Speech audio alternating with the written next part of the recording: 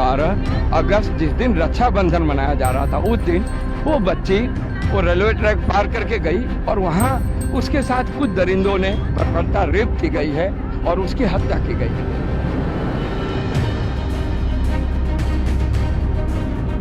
साथियों नमस्कार, मजदूर मोर्चा की ओर से मैं सतीश कुमार आप लोगों से मुखातिब हूँ। मंगलवार को मुझे मेरे मित्र सत्यवीर सिंह ने नवभारत टाइम की खबर पढ़ के सुनाई, जिसमें पुलिस की ओर से दावा किया गया था कि उन्होंने 1 वर्ष पूर्व आज़ाद नगर की गुड़िया के ऊपर रेप और हत्या का मामला सुलझा लिया है। बड़ी अजीबोगरीब कहानी पढ़ के सुनाई, बिल्कुल जैसे फिल्मी कहानी हो। खबर में लिखा गया था कि CIA 30 वाली पुलिस जो है वो किसी अवैध हथियारों के अपराधी की पूछ पड़ताल कर रही थी। उसने जेल में मौजूद एक अपराधी का नाम लेकर बताया कि उसने उस गुड़िया के साथ ये किया था और उसने एक फलानी महिला के साथ भी ऐसा किया था और वो अवैध हथियारों का भी काम करता है। इस तरह की कोई बात कही गई थी। असल में तो पुलिस अवैध हथियारों की खोजबीन कर रही थी। उसके बयान पर उस अपराधी को जेल से प्रोडक्शन वारंट पर ले आए। तो जिस हथियारों की बात करना पुलिस निकालवाना चाहती तो वो तो कोई मिला नहीं, और पुलिस कहती है कि उसने अपने आप ही स्वीकार कर लिया कि उसने मुजेसर गांव के इलाके में जो आज़ाद नगर है वहाँ पे गुड़िया का रेप किया था और हत्या की थी, वो उसने उगल दिया है और बहुत बड़ी कामयाबी का श्रेय अपने सिर ले लिया। और उसके बाद वो शौचालय में गया और उसने वहाँ एक टाइल उखाड़ी और अपने ऊपर कातिलाना हमला सुसाइडल अटेम्प्ट किया, जिसके लिए उसको एम्स ट्रामा में भर्ती करा दिया गया। ऐसी खबर मुझे पढ़ के सुनाई, बड़ा अजीब व गरीब लगा। मैंने तुरंत कहा कि आप अपने साथी जिसने मुझे खबर पढ़ के सुनाई कि आप CP साहब को इस मामले में तुरंत एक ईमेल करें और उनसे कहें कि हम आपकी स्टोरी को मानने को तैयार नहीं हैं। आपको चाहिए था कि शिकायतकर्ता को और हम लोगों को जिन्होंने इसके लिए संघर्ष किया उस अपराधी को हमारे समक्ष लाते, हम भी उससे 4 सवाल पूछते, तभी आपकी सत्यता को हम मान सकते थे और उसके बाद ही आपको हम मुबारकबाद देने की बात करते। 2 बार ईमेल करने के बावजूद CP साहब का कोई जवाब उनको न आया। कहानी में झोल ही झोल है, निरा झोल। और पुलिस शायद ये समझती है कि एक बहुत बड़े अखबार में नवभारत टाइम में अगर खबर छप गई है तो बस सब सच ही मान लिया जाएगा, लेकिन ये सच माना नहीं जा सकता। पुलिस की विश्वसनीयता आज कोई विशेष रह नहीं गई है। इनकी किसी भी कार्रवाई को भरोसेमंद नहीं समझा जा सकता। प्रोडक्शन वारंट पर आप ले आए, हथियारों की तफ्तीश कर रहे हैं और उसमें आपको उस गुड़िया का केस आपका खुल गया जिसकी आप तफ्तीश नहीं कर रहे। मजे की बात यह है कि यह तफ्तीश बहुत पहले ही स्टेट क्राइम को चली गई थी।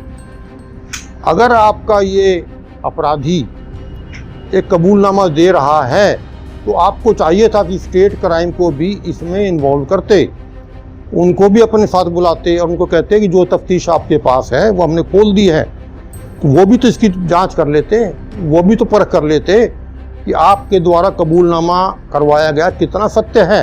एक कहावत है कि पुलिस वाले पीट पीट कर शेर को भी कहते हैं बोल कुत्ता हूँ, पिटता हुआ शेर भी कहता है हाँ मैं कुत्ता हूँ। तो वही कुछ परिस्थिति मुझे यहाँ भी नज़र आ रही है।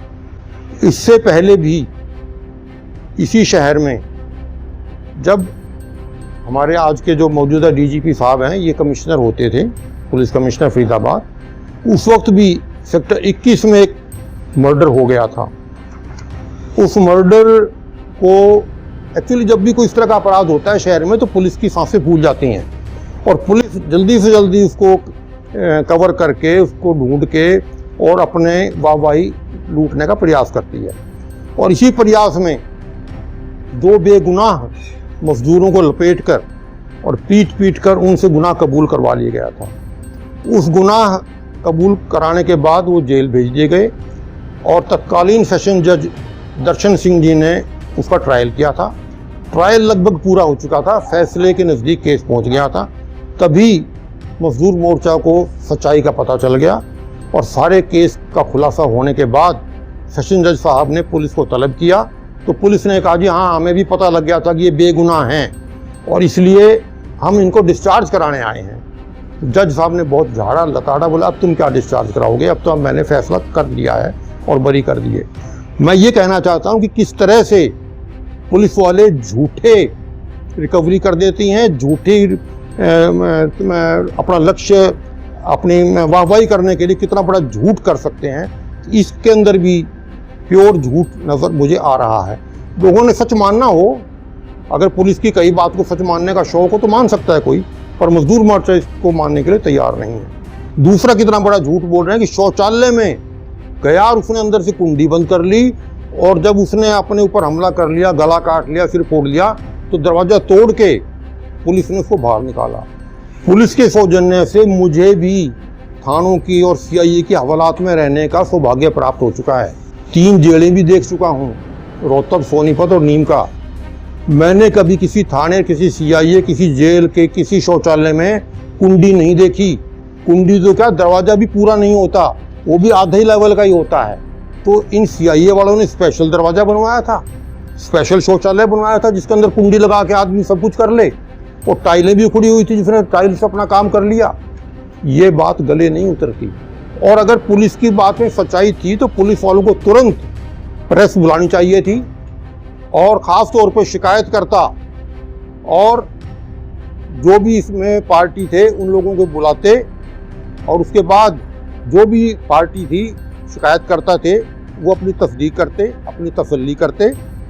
उसके बाद जो सवाल करने थे कम से कम निशानदेही तो करा लेते, लेकिन पुलिस ने ऐसा कुछ करने की ज़रूरत नहीं समझी और इसी से उनकी बात में झोल नजर आता है। और ये कोई इक्का दुक्का मामला नहीं है, पुलिस वाले इस तरह के काम हमेशा करते आए हैं। मैंने कितने ही केस इस तरह के देखे हैं और पब्लिश भी किए हैं, तो इसलिए पुलिस की स्टोरी को मानना नहीं जा सकता। ये बात मुझे मंगलवार को जो पता हुई तो कल ही मुझे किसी ने ये बताया है कि क्राइम ब्रांच के ACP ने भी एक बयान दिया है। हालांकि मैंने वो बयान देखा नहीं है, मुझे नहीं पता कहाँ छपा है, लेकिन मैंने सुना है, हो सकता है सच ही होगा। ACP क्राइम वो कहते हैं, अमन यादव शायद है नाम उनका, वो कहते हैं कि हम इसकी जांच कर रहे हैं, अभी हो सकता है वो डर के मारे कबूल कर गया हो। इसका मतलब जो बात हम सोच रहे थे उस बात पे ACP अमन यादव को भी कुछ यकीन हो रहा है। और अल्टीमेटली मुझे ये लग रहा है कि सारा झूठ फरेब किया गया है केवल ये दिखाने के लिए कि नए नए DGP साहब आ गए हैं, नए नए CP साहब आ गए हैं और इनकी वर्किंग कितनी शानदार है और दबे हुए केस जो हल नहीं हो रहे थे हमने आते ही मिनटों सेकंडों में हल कर दिए। मैं ये भी नहीं कहता कि खुद ये CP साहब ने करवाया होगा या DGP साहब ने करवाया होगा। इस महकमे में कई कलाकार ऐसे होते हैं जो अपने नंबर बढ़ाने के लिए, बड़े अफसरों को खुश करने के लिए इस तरह के ओछे और घटिया और झूठी कहानियां गढ़ते रहते हैं। ऐसे में कोई भी बयान रिलीज करने से पहले उच्च अधिकारियों को, CP साहब को खास तौर पर ध्यान देना चाहिए कि उनके मातहत कितना झूठ बोल रहे हैं। उस वक्त जिस केस का मैं जिक्र कर रहा हूँ, CP साहब जब अपने शत्रुजीत कपूर यहाँ पे CP साहब होते थे, उन्होंने भी इसकी जांच नहीं की थी। उन्होंने भी जो SHO ने कर दिया उसी को सत्वचन मान के और 2 बेगुनाह जेल भेज दिए थे। उनका फ़र्ज बनता था कि उसकी बाकायदा तस्दीक करते और तस्दीक करने के बाद ही उनको जेल भेजते। और तो दुर्भाग्य ये है कि सच्चाई सामने आ गई तो भी तत्कालीन CP साहब ने उस SHO के खिलाफ कोई कार्रवाई नहीं की थी जिसने झूठा केस गढ़ा था।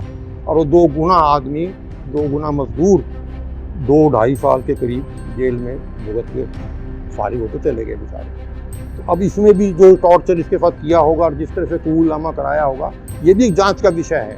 और जिन अधिकारियों ने काम किया है वो पूरी सजा के हकदार हैं। अगर उच्च अधिकारी इसमें मिले हुए नहीं हैं तो उनको चाहिए कि ऐसे तफ्तीशी अधिकारियों के खिलाफ उचित कड़ी कानूनी कार्रवाई करें। धन्यवाद साहब।